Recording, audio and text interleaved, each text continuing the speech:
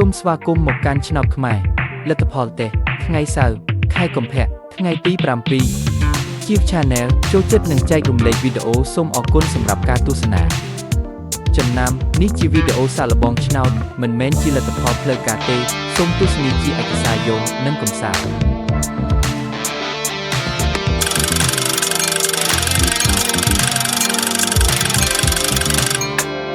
រង្វាន់ទី1 1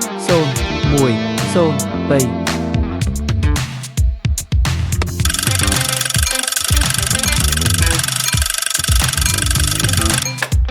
រង្វាន់ទី2 3 3 5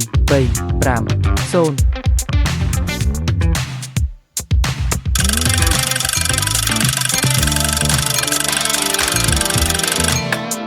រង្វាន់ទី3 3 5 8 3 5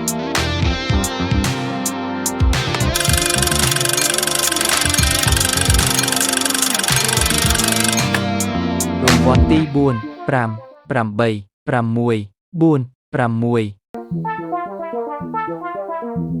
6